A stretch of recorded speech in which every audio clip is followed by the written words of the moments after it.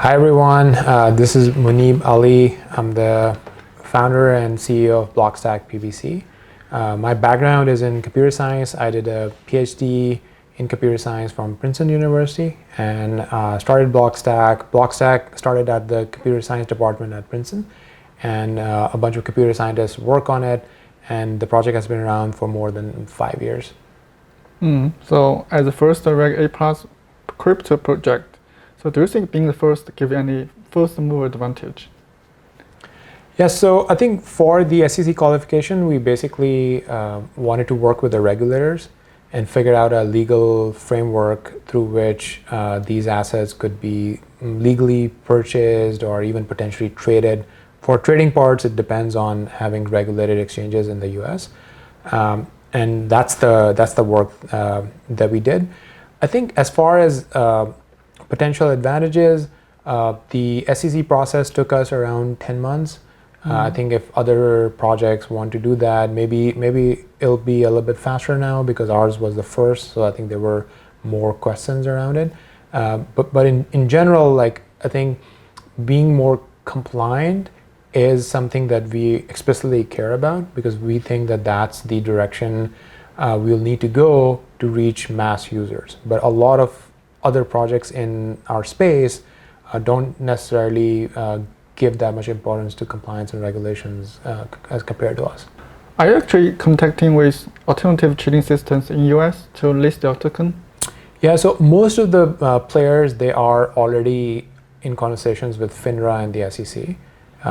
So some of this is public knowledge, like they've Coinbase, for example, publicly blogged about when they acquired a ATS and a broker-dealer, and they are now working for the appropriate licenses with FINRA and the SEC. So when they get the respective licenses, and other companies other than Coinbase as well, they are also effectively waiting for FINRA and the SEC to give the approval for such exchanges. So how is your token sale going? Are they finished? Yes, so the token offering finished on September 9th, and we closed the offering and we announced that we raised a total of 23 million across 23 million. 23 million additional capital across two offerings. And we're really excited because this was the first time that normal everyday people could also participate in the offering. Because earlier it was only large funds or accredited investors, basically people with net worth of more than $1 million in the US who could participate. But with the SEC offering, we were able to open it up to average users of our network, and we got more than 4,500 people to participate. So actually more projects are joining you to get the Reg A plus exemption. So do you think Reg A plus funding reason method will trigger a new round of ICO hype? I don't know about hype, but I do think that it opens up a door for a more regulated way of doing such offerings. And Reg A plus is for projects that are a little bit more mature. Like given us, like we've already had our seed round of funding, Series A, and we did a token offering to accredited investors and funds in 2017 as well. Reg A plus has more strict requirements around audited financials for the last 2 years, for example, and it tends to cost a little bit more as well. There are other frameworks like Reg CF, which could be for smaller amounts and they could be cheaper. So potentially, I think once such frameworks kind of like become a part of the crypto industry, it might be that projects raise a little bit venture capital for the initial phase, then they do a Reg CF, maybe then they follow it with a Reg A plus, and raise different amounts of capital as they show progress in building their project. Actually, in your speech, you talked about Web3 and the next Google. So I'm considering, so what challenges do we face to become the next Google?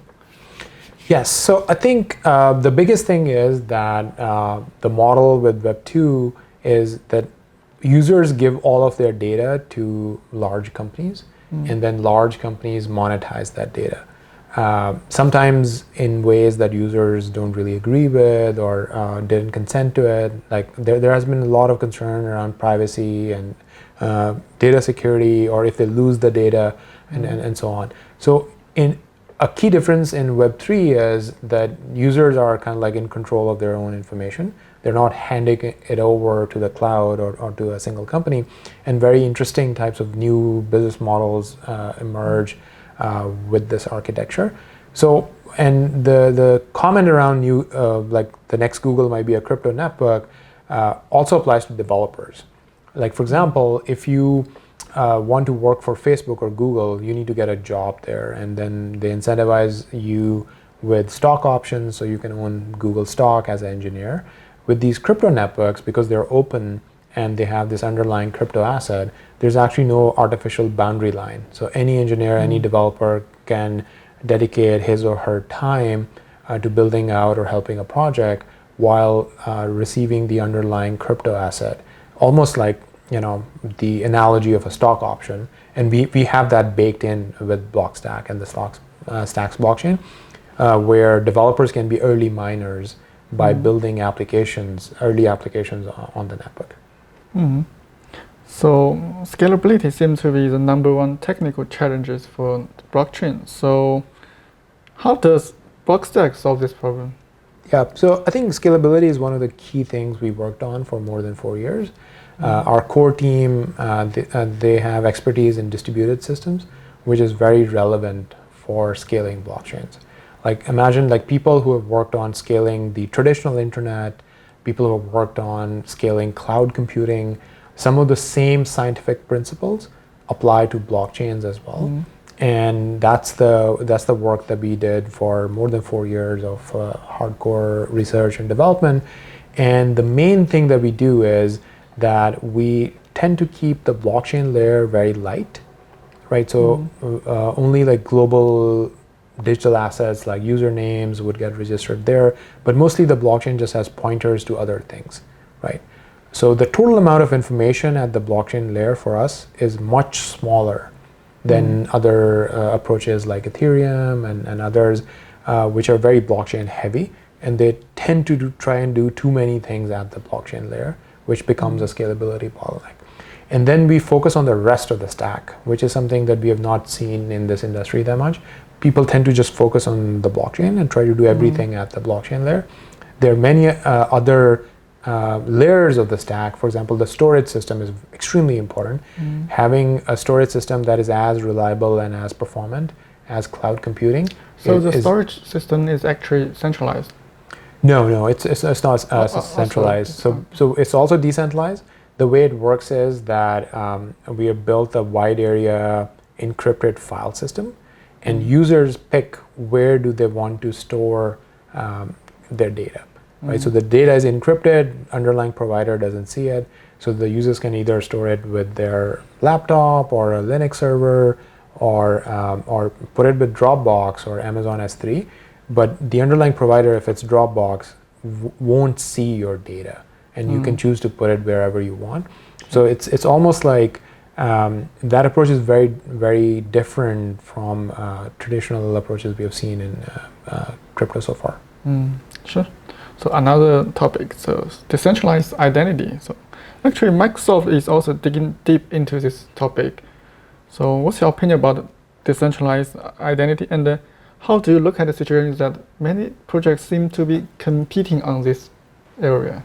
Yeah, so I think identity is a very core part of Web3 because if you give users their own username that they own directly, or any sort of credentials that they own directly, and they don't have to rely on a company, that's almost like the starting step for using Web3. Because if, let's say there's a decentralized app, but it requires login with Facebook or login with Google, you lose the benefits of relying on these companies or these companies being able to track you. That's why I think a lot of people end up focusing on the identity part, and we do as well.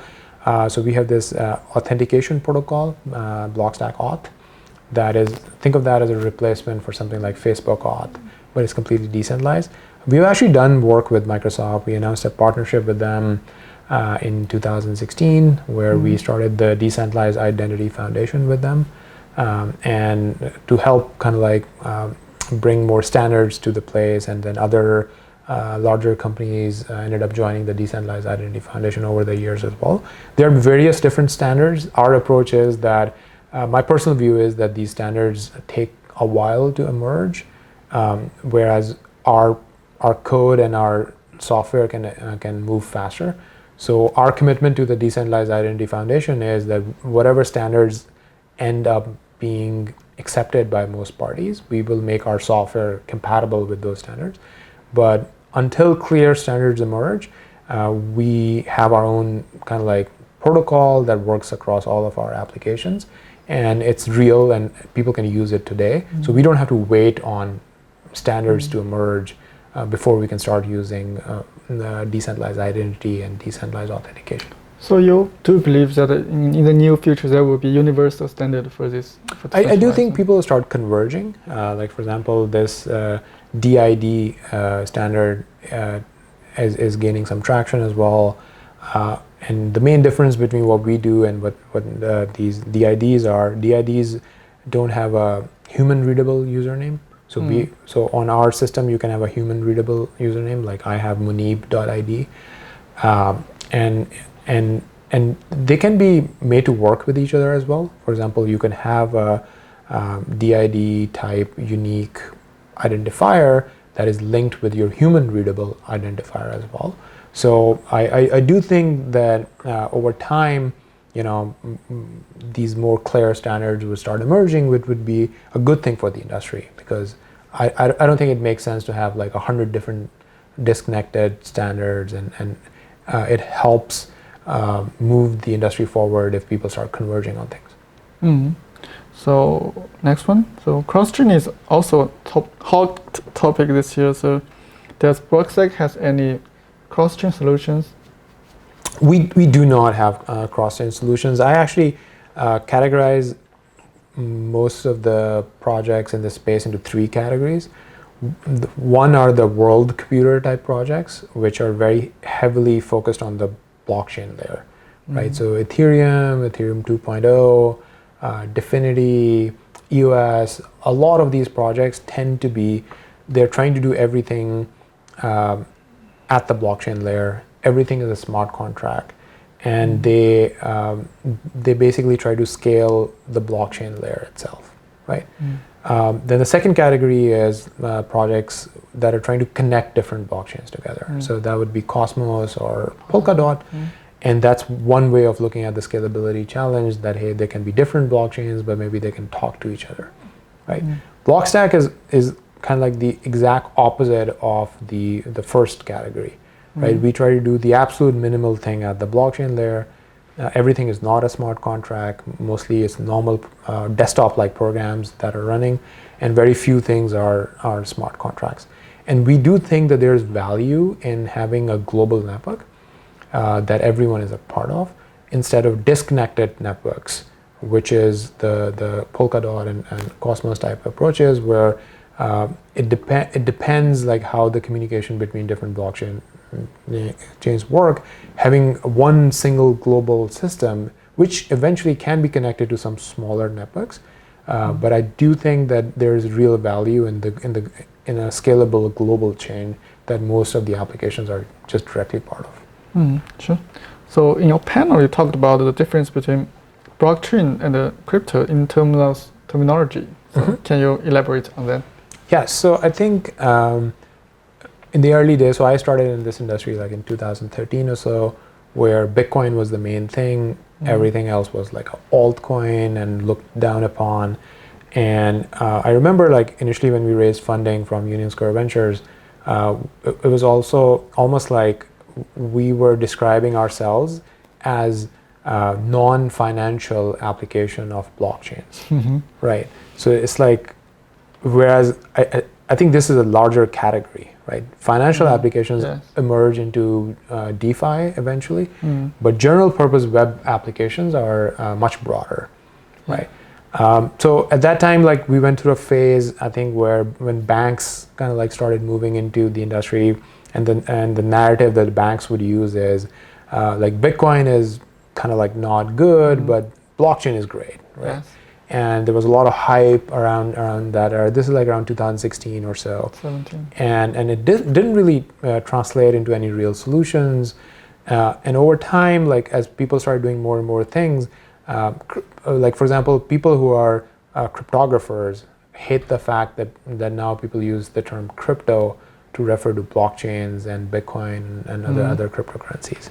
But I do think that term is gaining more traction, where generally people have started using it. And the reason I think it's happening is it has a reference to cryptocurrencies. It has a reference to cryptography.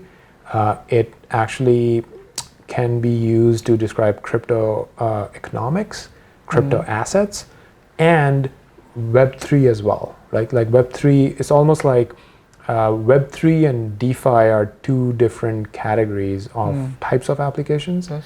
Right? And then crypto can be a broader term that basically refers to the entire industry. So you mean this broader concept at the moment or in the future?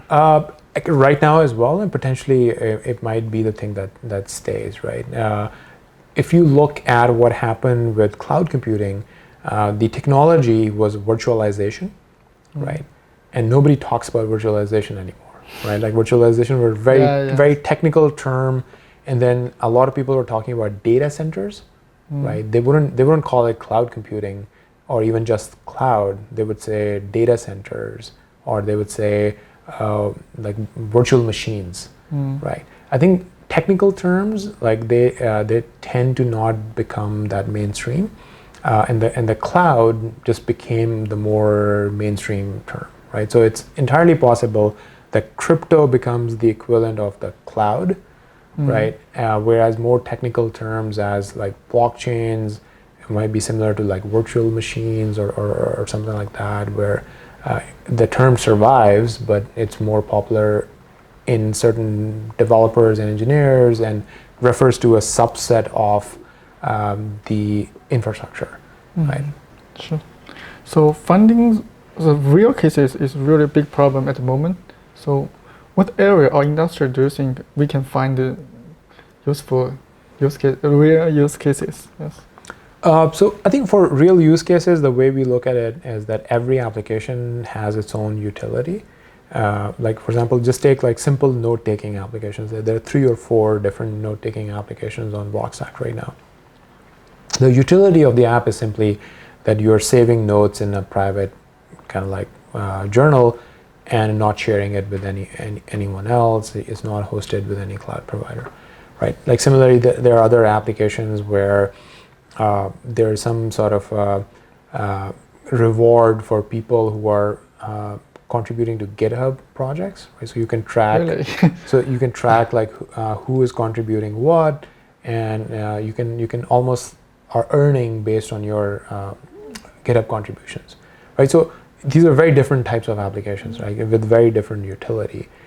So the way we look at this is that the real utility is from the apps, and we are enabling developers to build whatever they want to build, right? And then developers are coming up with all these different concepts, different things, and not all of these applications might actually end up being useful, but that's fine. Think of the early days of the internet when developers were building all sorts of different websites, and some of them became more usable, more famous in getting users, while some others didn't, right? But because of the fact that there is almost like a